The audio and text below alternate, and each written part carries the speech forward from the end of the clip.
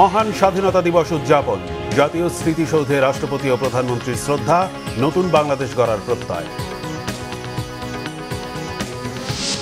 18 বছর পর জাতীয় প্যারেড গ্রাউন্ডে স্বাধীনতা দিবসের কুচকাওয়াজ, আবার সশস্ত্র বাহিনীর সক্ষমতা ও বর্ণাঢ্য নৈপুণ্য প্রদর্শন। দৌলতদিয়ায় ডুবে যাওয়া বাস থেকে 26 মৃতদেহ উদ্ধার, এখনো নিখোঁজ কয়েকজন। কুমিল্লার কালাকচুয়ায় প্রাইভেট কারে বাস চাপা, একই পরিবারের 4 জন সহ নিহত 5 দিনের রিমান্ডে ডিজিএফআইয়ের সাবেক ডিজি মামুন খালেদ। 1-11 আয়নাঘর জঙ্গি নাটকের চাঞ্চল্যকর তথ্য আদায়ের আশা। দেখছিলেন ক্রাউন সিমেন্ট সংবাদ শিরোনাম। মহান স্বাধীনতা ও জাতীয় দিবসে জাতির শ্রেষ্ঠ সন্তানদের প্রতি শ্রদ্ধা জানিয়েছেন রাষ্ট্রপতি মোহাম্মদ শাহাবুদ্দিন ও প্রধানমন্ত্রী তারেক রহমান। এ সময় বীর সন্তানদের জানানো হয় সশস্ত্র সালাম। মন্ত্রিসভার সদস্যদের নিয়েও শহীদদের প্রতি শ্রদ্ধা জানান প্রধানমন্ত্রী। শ্রদ্ধা নিবেদন শেষে স্থানীয় সরকার, পল্লী উন্নয়ন ও সমবায় মন্ত্রী মির্জা ফখরুল ইসলাম আলমগীর স্বাধীনতা দিবসে বৈষম্যহীন নতুন বাংলাদেশ গড়ার প্রত্যয় ব্যক্ত করেন। আরও জানাচ্ছেন জাহাঙ্গীর আকন, ছবি তুলেছেন জাহাঙ্গীর আলম। ভোরের আলো ফোটার সাথে সাথে জাতির বীর শহীদ সন্তানদের প্রতি ফুলেল শ্রদ্ধা জানাতে সাভারের জাতীয় স্মৃতিসৌধে আসেন রাষ্ট্রপতি মোহাম্মদ শাহাবুদ্দিন ও প্রধানমন্ত্রী তারেক রহমান। এ সময় জাতির শ্রেষ্ঠ সন্তানদের প্রতি ফুলেল শ্রদ্ধা জানান রাষ্ট্রপতি ও প্রধানমন্ত্রী। জাতির বীর শহীদদের প্রতি সালাম জানায় সশস্ত্র বাহিনীর চৌকস দল।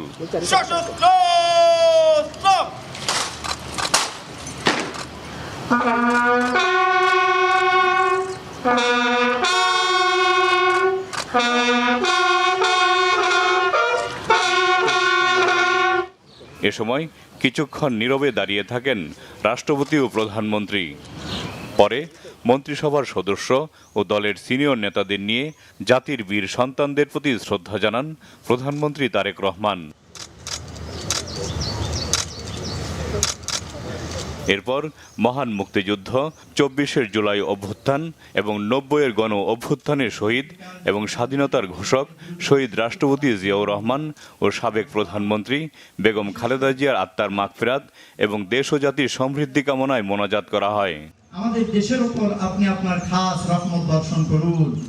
এ সময় বিরোধী দলীয় নেতা, মন্ত্রী পরিষদ সদস্য, 3 বাহিনীর প্রধানগণ, যুদ্ধাহত বীর মুক্তিযোদ্ধাগণ, শহীদ পরিবারের সদস্যগণ, কূটনীতিক এবং রাজনৈতিক নেতৃবৃন্দ সহ উচ্চপদস্থ সামরিক ও বেসামরিক কর্মকর্তাগণ উপস্থিত ছিলেন। পরিদর্শন বইয়ে স্বাক্ষর করেন রাষ্ট্রপতি ও প্রধানমন্ত্রী। পরে মুক্তিযুদ্ধ বিষয়ক মন্ত্রী অ্যাডভোকেট আহমেদ আজম খান ও প্রতিমন্ত্রী ইশরাক হোসেন জাতির শ্রেষ্ঠ সন্তানদের প্রতি ফুলেল শ্রদ্ধা জানান। এ সময় স্বাধীনতা দিবসে নতুন বাংলাদেশ গড়ার প্রত্যয় ব্যক্ত করেন এলজিআরডি মন্ত্রী মির্জা ফখরুল ইসলাম আলমগীর। আমরা ফ্যাসিস্ট মুক্ত একটা পরিবেশে এই দিনটি আমরা উদযাপন করতে যাচ্ছি এবং নতুন একটি বাংলাদেশ গড়ার শপথ আমরা সবাই নিয়েছি। আমরা সেই লক্ষ্যে আগামী দিনগুলোতে বাংলাদেশকে সত্যিকার অর্থেই একটা সুখী সমৃদ্ধ বাংলাদেশ গড়ে তোলবার জন্য কাজ করব। পরে সর্বসাধারণের শ্রদ্ধা নিবেদনের জন্য উন্মুক্ত করে দেওয়া হয় জাতীয় স্মৃতিসৌধের শহীদ বেদি। নির্বাচিত সরকারের মাধ্যমে আবারও গণতন্ত্রের পথে যাত্রা শুরু করল বাংলাদেশ। যে স্বপ্ন নিয়ে জাতির শ্রেষ্ঠ সন্তানরা দেশের জন্য প্রাণ বিলিয়ে দিয়েছিলেন, স্বাধীনতার 55 বছরে সেই স্বপ্ন কতটা বাস্তবায়িত হয়েছে তা নিয়ে প্রশ্ন রয়েই গেছে। মুক্তিযোদ্ধাদের স্বপ্ন বাস্তবায়নে সবাই একসাথে কাজ করবে, এমনটাই প্রত্যাশা সাধারণ মানুষের। জাহাঙ্গীর আকন্দ, বাংলা ভিশন, সাভার জাতীয় স্মৃতিসৌধ, ঢাকা। 18 বছর পর আবারও জাতীয় প্যারেড স্কোয়ারে স্বাধীনতা দিবসের রাষ্ট্রীয় কুচকাওয়াজ অনুষ্ঠিত হচ্ছে। মহান স্বাধীনতা ও জাতীয় দিবস উপলক্ষে পুরাতন বিমানবন্দরে আয়োজিত এ অনুষ্ঠানে অংশ নেন রাষ্ট্রপতি মোহাম্মদ শাহাবুদ্দিন এবং প্রধানমন্ত্রী তারেক রহমান। রিপোর্ট করছেন সিকান্দার রেমান। বৃহস্পতিবার সকাল 10টার পর রাষ্ট্রপতি কুচকাওয়াজের সালাম গ্রহণ করেন। দীর্ঘ বিরতির পর আবার এই ভেন্যুতে আনুষ্ঠানিকভাবে প্যারেড আয়োজন করা হয়, যা এবারের উদযাপনকে বিশেষ তাৎপর্যপূর্ণ করে তোলে। প্রধানমন্ত্রীর সঙ্গে অনুষ্ঠানে অংশ নেন তার মেয়ে জাইমা রহমান। অনুষ্ঠানে আরও উপস্থিত ছিলেন সরকারের মন্ত্রী, সংসদ সদস্য, 3 বাহিনীর প্রধান, কূটনীতিক, বীর মুক্তিযোদ্ধা, শহীদ পরিবারের সদস্য, সরকারি কর্মকর্তা, শিল্পী, সাহিত্যিক সহ বিভিন্ন শ্রেণী পেশার বিশিষ্টজনেরা। 2008 সালের পর এই প্রথম স্বাধীনতা দিবসের রাষ্ট্রীয় আনুষ্ঠানিকতায় কুচকাওয়াজ অন্তর্ভুক্ত করা হয়। বর্তমান সরকার দায়িত্ব নেওয়ার পর এবার স্বাধীনতা দিবসকে স্মরণীয় করে রাখতে এ বিশেষ উদ্যোগ নেওয়া হয়। মুক্তিযুদ্ধ বিষয়ক মন্ত্রণালয়ের পৃষ্ঠপোষকতায় সশস্ত্র বাহিনী বিভাগের তত্ত্বাবধানে এবং 9ম পদাতিক ডিভিশনের ব্যবস্থাপনায় জাতীয় প্যারেড স্কোয়ারে এই কুচকাওয়াজের আয়োজন করা হয়। তেজগাঁ পুরান বিমানবন্দরে মহান স্বাধীনতা দিবসের এই অনুষ্ঠানে বাংলাদেশ সেনাবাহিনী, নৌবাহিনী এবং বিমান বাহিনী আলাদাভাবে ফ্লাই পাস্ট প্রদর্শন করে। 3 বাহিনীর পাশাপাশি পুলিশ, বিজিবি, আনসার সদস্যদের জাঁকজমক প্রদর্শন উদযাপনকে আরও মনোমুগ্ধ করে তোলে। মহান স্বাধীনতা ও জাতীয় দিবস উপলক্ষে দীর্ঘ 18 বছর পর জাতীয় প্যারেড স্কোয়ারে মনোজ্ঞ কুচকাওয়াজের আয়োজন করলেন সশস্ত্র বাহিনীর সদস্যরা।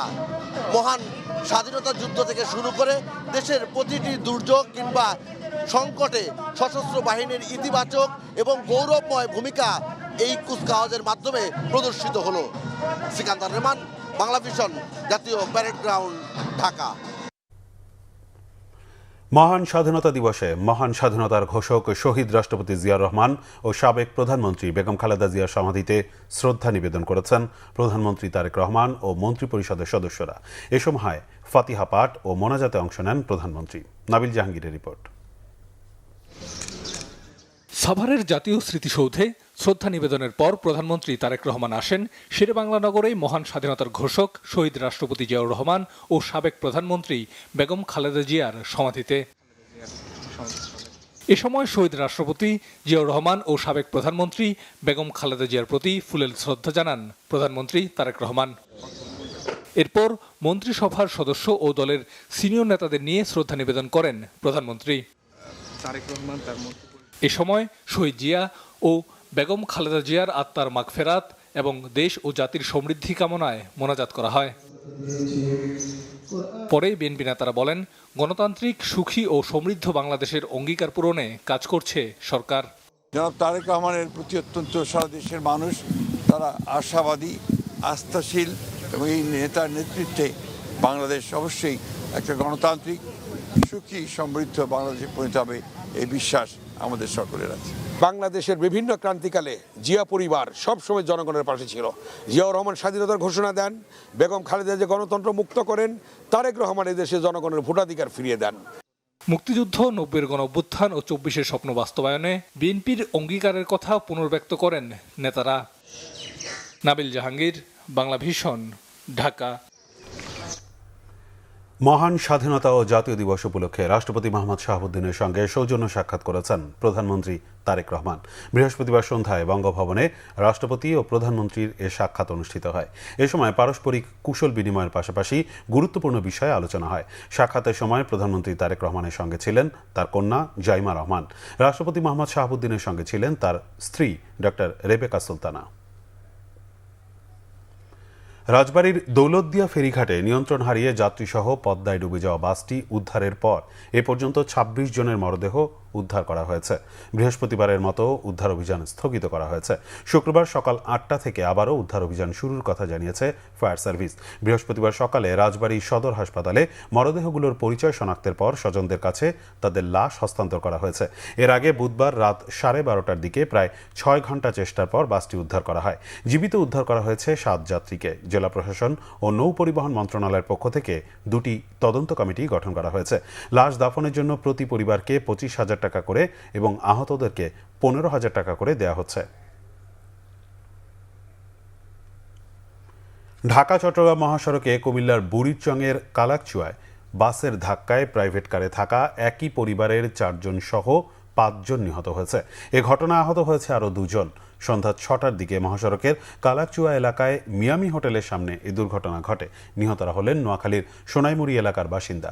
তাদের মরদেহ উদ্ধার করে কুমিল্লার ময়নামতি হাইওয়ে থানায় নেওয়া হয়। প্রত্যক্ষদর্শীরা জানায়, মহাসড়কে প্রাইভেট কারটি নিয়ন্ত্রণ হারিয়ে স্টার লাইন পরিবহনে ধাক্কা দেয়। এতে প্রাইভেট কারটি দুমড়ে মুচড়ে যায়। নিহত হয় 5 জন। ময়নামতি হাইওয়ে পুলিশ জানায়, দুর্ঘটনায় আহত একজনকে চিকিৎসা দেওয়া হচ্ছে।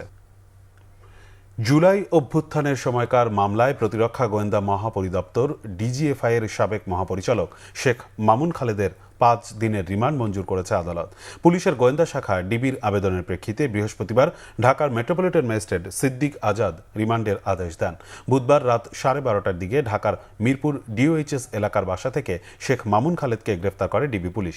মামলার তদন্ত কর্মকর্তা ডিবি পুলিশের এসআই কফিল উদ্দিন তাকে আদালতে হাজির করে 7 দিনের রিমান্ড চেয়ে আবেদন করেন। আবেদনে বলা হয়, 2024 সালের 19 জুলাই বিকেলে মিরপুর 10 নম্বর ফলপট্টি এলাকায় ছাত্র জনতার আন্দোলনে দেশি অস্ত্রশস্ত্র দিয়ে আওয়ামী লীগের 5 থেকে 700 নেতাকর্মী হামলা চালায়।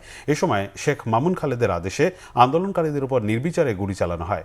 ডিজিএফআইকে রাজনৈতিক কর্মকাণ্ডে সম্পৃক্ত করার অভিযোগ সহ 1-11 সময় সাবেক সেনা কর্মকর্তা মামুনের ভূমিকা নিয়েও আলোচনা রয়েছে। পাক হানাদার বাহিনী যদি 25 মার্চ কাল রাতে রাজারবাগে হামলা না করত, তাহলে হয়তো স্বাধীনতার ঘোষণা আরও 2-1 দিন পরে হতে পারত বলে মন্তব্য করেছেন স্বরাষ্ট্রমন্ত্রী সালাউদ্দিন আহমেদ। মহান স্বাধীনতা ও জাতীয় দিবস উপলক্ষে রাজারবাগ পুলিশ স্মৃতিস্তম্ভে শ্রদ্ধাঞ্জলি নিবেদন শেষে তিনি একথা বলেন। তিনি আরও বলেন, ওসমান হাদি হত্যা মামলার আসামিদের দেশে ফিরিয়ে আনতে পররাষ্ট্র মন্ত্রণালয়ের মাধ্যমে ভারতকে অনুরোধপত্র পাঠানো হয়েছে। অটোমেটিক চ্যানেলে আমরা অনুরোধপত্র পাঠিয়েছি যাতে বাংলাদেশে তাদের প্রত্যাবর্তন করা হয়।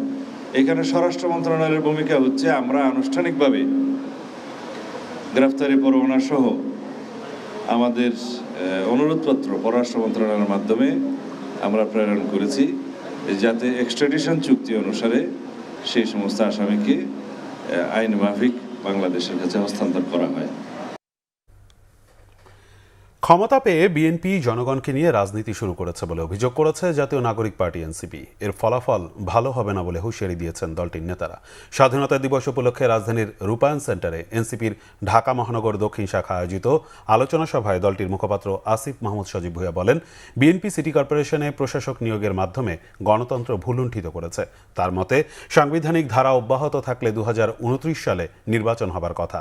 দেশে জ্বালানি তেল সংকটের জন্য বিএনপিকে দায়ী করেন তিনি। এ সময় এনসিপির যুগ্ম আহ্বায়ক সরওয়ার তুষার মোহাম্মদ শাহাবুদ্দিনকে এখনও রাষ্ট্রপতি রাখায় সরকারের সমালোচনা করেন। অভিযোগ করেন, ক্ষমতায় এসে বিএনপি গণভোট বাস্তবায়ন করছে না, সংসদীয় স্বৈরতন্ত্র কায়েমের চেষ্টা চালাচ্ছে। গণভোট ও জুলাই সনদ বাস্তবায়নের দাবি জানান এনসিপি নেতারা। সারা দেশেই পেট্রোল পাম্পগুলোর সামনে আজও দীর্ঘ লাইন। ঘন্টার পর ঘন্টা অপেক্ষা করেও জ্বালানি পাচ্ছেন না অনেকেই। বিশেষ করে দেশেই উৎপাদিত হওয়া পেট্রোল আর অকটেন নিয়ে সমস্যার মূলে রয়েছে দুর্বল সরবরাহ ব্যবস্থাপনা। এর সাথে যুক্ত হয়েছে প্যানিক বাইং এর বাড়তি চাপ। বাংলাদেশ পেট্রোলিয়াম কর্পোরেশন বিপিসি সূত্রে জানা গেছে, দেশে পেট্রোল ও অকটেনের 80 থেকে 100% উৎপাদিত হয়। সরকারের দাবি তেলের মজুদ যথেষ্ট, তবে গ্রাহকরা চাহিদা মতো তেল না পেয়ে সরকারের আশ্বাসে বিশ্বাস রাখতে পারছেন না। পাম্প মালিকরা বলছেন, যেখানে সাধারণ সময় একজন মোটরসাইকেল আরোহী 3 থেকে 4 দিনের জ্বালানি নিতেন, এখন তাকে প্রতিদিন কিনতে হচ্ছে। এতে জ্বালানি কেনার লাইন কমছে না। বিপিসি বলছে, ডিপো থেকে পাম্পে সরবরাহ ঠিক থাকলেও পাম্পে প্রয়োজন অনুযায়ী সরবরাহ করা যাচ্ছে না। বিশেষজ্ঞরা বলছেন, দেশে পেট্রোল অকটেনের উৎপাদন ক্ষমতা থাকলেও বেড়ে যাওয়া চাহিদা মোকাবেলায় সরবরাহের জন্য তেলবাহী ট্রাক ও রাখার মতো পর্যাপ্ত জায়গা নেই। চলমান সমস্যার মূলে এই দুর্বল সরবরাহ ব্যবস্থা। মহান স্বাধীনতা ও জাতীয় দিবস উপলক্ষে সাংস্কৃতিক অনুষ্ঠান হয়েছে রাজধানীর মানিক মিয়া এভিনিউতে। সন্ধ্যায় সেনাবাহিনীর উদ্যোগে সশস্ত্র বাহিনীর অর্কেস্ট্রা দলের পরিবেশনায় দেশাত্মবোধক ও মনোমুগ্ধকর সঙ্গীত পরিবেশিত হয়, যা উপস্থিত দর্শকদের মধ্যে ব্যাপক উৎসাহ ও উদ্দীপনা সৃষ্টি করে। পাশাপাশি দেশের স্বনামধন্য মিউজিক ব্যান্ড ওয়ারফেজ তাদের প্রাণবন্ত পরিবেশনার মাধ্যমে অনুষ্ঠানে বিশেষ মাত্রা যোগ করে। এছাড়া অনুষ্ঠানের শেষ পর্বে নান্দনিক ফায়ারওয়ার্কস প্রদর্শনী হয়। বিপুল সংখ্যক দর্শকের স্বতঃস্ফূর্ত উপস্থিতিতে অনুষ্ঠানটি উৎসব মুখর হয়ে ওঠে। অনুষ্ঠানটি বাংলাদেশ টেলিভিশনের মাধ্যমে সরাসরি সম্প্রচার করা হয় এবং একই সঙ্গে রাজধানীর 7টি নির্ধারিত স্থানে জায়ান্ট স্ক্রিনের মাধ্যমে উপভোগের ব্যবস্থা করা হয়। যথাযোগ্য মর্যাদা ও ভাবগাম্ভীর্যে চট্টগ্রাম নৌ অঞ্চলগুলোতে উদযাপন হয়েছে মহান স্বাধীনতা দিবস। দিনটি উপলক্ষে বিভিন্ন নৌ অঞ্চলের মসজিদে শহীদদের আত্মার মাগফিরাত এবং দেশ জাতির শান্তি ও সমৃদ্ধি কামনায় বিশেষ মোনাজাত করা হয়। দিনব্যাপী নৌবাহিনী পরিচালিত শিক্ষা প্রতিষ্ঠানগুলোতে আয়োজন করা হয় রচনা, আবৃত্তি ও আলোচনা সভা, যেখানে বিজয়ীদের মাঝে পুরস্কার বিতরণ করা হয়। এছাড়া বিশেষ চাহিদা সম্পন্ন শিশুদের অংশগ্রহণে চিত্রাঙ্কন প্রতিযোগিতাও অনুষ্ঠিত হয়। দিবসটি ঘিরে নৌবাহিনীর উদ্যোগে চট্টগ্রামে ফ্রি মেডিকেল ক্যাম্পের আয়োজন করা হয়। এতে বিশেষজ্ঞ চিকিৎসকরা স্থানীয় দুস্থ ও সাধারণ মানুষকে বিনামূল্যে চিকিৎসা, ওষুধ ও স্বাস্থ্য পরামর্শ দেন।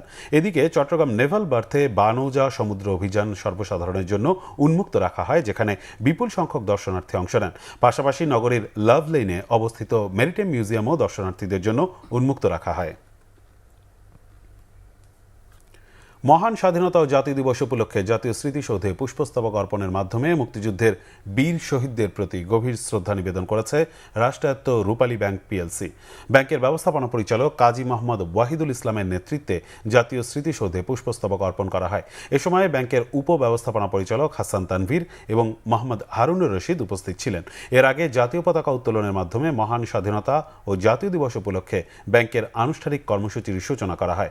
শ্রদ্ধা নিবেদন অনুষ্ঠানে ব্যাংকের মহাব্যবস্থাপক মোহাম্মদ নোমান মিয়া, মোহাম্মদ মঈনুদ্দিন মাসুদ, আবু নাসের মোহাম্মদ মাসুদ ও তানভীর হাসনাইন মঈন সহ ব্যাংকের সর্বস্তরের কর্মকর্তা কর্মচারীরা উপস্থিত ছিলেন। মহান স্বাধীনতা দিবস উপলক্ষে ময়মনসিংহের হালুয়াঘাটে বিএনপির অঙ্গ ও সহযোগী সংগঠনের উদ্যোগে মিছিল অনুষ্ঠিত হয়েছে। মিছিলের নেতৃত্ব দেন বিএনপির যুগ্ম মহাসচিব এমরান সালে প্রিন্স।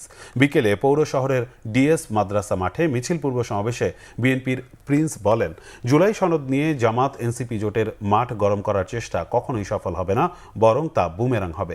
বিএনপি জুলাই সনদকে অস্বীকার বা অবজ্ঞা করছে না, কখনো করবেও না। অর্থনৈতিক চাপ ও মধ্যপ্রাচ্যের যুদ্ধ পরিস্থিতির মধ্যেও প্রধানমন্ত্রী তারেক রহমান সরকার গঠনের 1.5 মাসের মধ্যে একের পর এক নির্বাচনী প্রতিশ্রুতি বাস্তবায়ন করে চলেছেন। এতে জামাত এনসিপি জোট সহ স্বার্থান্বেষী মহলের গাত্রদাহ হচ্ছে, নতুন করে ষড়যন্ত্রে লিপ্ত হয়েছে, যা অতীতের আওয়ামী অপকৌশলের পুনরাবৃত্তি।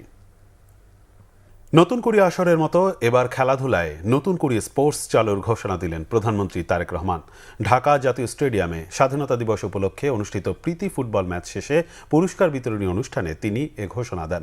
স্বাধীনতা ও জাতীয় দিবস উপলক্ষে ঢাকা জাতীয় স্টেডিয়ামে আজ বিকেলে সাবেক ফুটবলারদের নিয়ে অনুষ্ঠিত হয় প্রীতি ফুটবল ম্যাচ।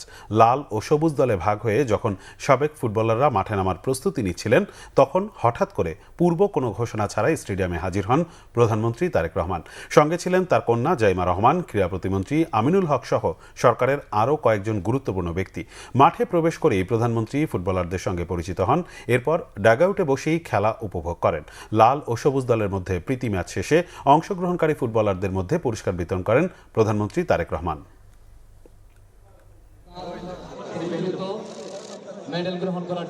ক্রীড়াকে প্রফেশনাল রূপ আমরা দিতে চাই এবং সেজন্যই আমরা সিদ্ধান্ত নিয়েছি যে আমরা নতুন কুড়ি নামে যে অনুষ্ঠানটি ছিল, এখানে আমরা নতুন করে স্পোর্টসকে আমরা চালু করতে চাই।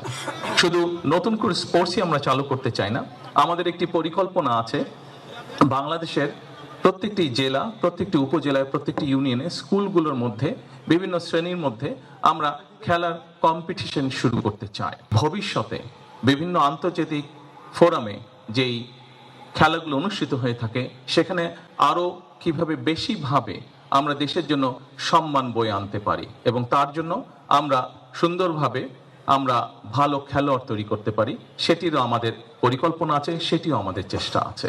আজকের এই স্বাধীনতার ফুটবল আন্তর্জাতিক প্রীতি ম্যাচে ভিয়েতনামের কাছে দাঁড়াতেই পারল না বাংলাদেশ। হ্যানয়ে হ্যাংডে স্টেডিয়ামে স্বাগতিক দলের কাছে 3-0 গোলে হেরেছে হামজা চৌধুরী, সমিত সোমদের বাংলাদেশ। 31 মার্চ এশিয়ান কাপ বাছাই গ্রুপ পর্বে নিজেদের শেষ ম্যাচে সিঙ্গাপুরের বিপক্ষে খেলবে বাংলাদেশ। সেই ম্যাচের আগে ভিয়েতনামের বিপক্ষে আত্মবিশ্বাস বাড়িয়ে নেওয়ার পরিকল্পনা ছিল হাবিয়ার কাবরেরার দলের, কিন্তু ফিফা র্যাঙ্কিংয়ে 103 নম্বর দেশটির বিপক্ষে কোনো বিভাগেই প্রতিদ্বন্দ্বিতা ছুড়ে দিতে পারেনি বাংলাদেশ। উল্টো গোলকিপার মেহেদি হাসানের ভুলে এবং রক্ষণভাগে জায়ান আহমেদের আত্মঘাতী গোলে 7 মিনিটেই পিছিয়ে পড়ে সফরকারী দল। ওই গোলের পরেই কার্যত ম্যাচ থেকে ছিটকে পড়ে হামজারা। এরপর 18 মিনিটে এবং 38 মিনিটে আরও 2 গোল খেয়ে হতাশই করেছে বাংলাদেশ দল। ফিফা র্যাঙ্কিংয়ে 78 ধাপ পিছিয়ে থাকার যে পার্থক্য, ম্যাচে সেই ব্যবধান প্রকট হয়ে ফুটে উঠেছে। প্রথমার্ধে 3 গোলে পিছিয়ে থাকাতেই ম্যাচ শেষে বাংলাদেশ দ্বিতীয়ার্ধে 6 জন খেলোয়াড় পরিবর্তন করেও গোলের দেখা পায়নি কাবরেরার শিষ্যরা। দ্বিতীয়ার্ধের শেষ দিকে ভিয়েতনামের একটি গোলের প্রচেষ্টা সাইডবারে লেগে প্রতিহত হলে বেঁচে যায় বাংলাদেশ। যদিও শেষ দিকে বাংলাদেশ 2টি সুযোগ পেয়েছিল, কিন্তু ফিনিশিংয়ের ব্যর্থতায় তা কাজে লাগাতে পারেনি। সংবাদ শেষ করব ক্রাউন সিমেন্ট শিরোনামগুলো আরেকবার জানিয়ে। মহান স্বাধীনতা দিবস উদযাপন, জাতীয় স্মৃতিসৌধে রাষ্ট্রপতি ও প্রধানমন্ত্রীর শ্রদ্ধা, নতুন বাংলাদেশ গড়ার প্রত্যয়। 18 বছর পর জাতীয় প্যারেড গ্রাউন্ডে স্বাধীনতা দিবসের কুচকাওয়াজ, আবার সশস্ত্র বাহিনীর সক্ষমতা ও বর্ণাঢ্য নৈপুণ্য প্রদর্শন। দৌলতদিয়ায় ডুবে যাওয়া বাস থেকে 26 মৃতদেহ উদ্ধার, এখনো নিখোঁজ কয়েকজন। কুমিল্লার কালাকচুয়ায় প্রাইভেট কারে বাস চাপা, একই পরিবারের 4 জন সহ নিহত 5 দিনের রিমান্ডে ডিজিএফআইয়ের সাবেক ডিজি মামুন খালেদ। 1-11 আয়নাঘর জঙ্গি নাটকের চাঞ্চল্যকর তথ্য আদায়ের আশা। এই ছিল এখনকার মতো। পরের সংবাদ সকাল 7:30টায়। দেখার আমন্ত্রণ রইল। এতক্ষণ সাথে থাকায় ধন্যবাদ।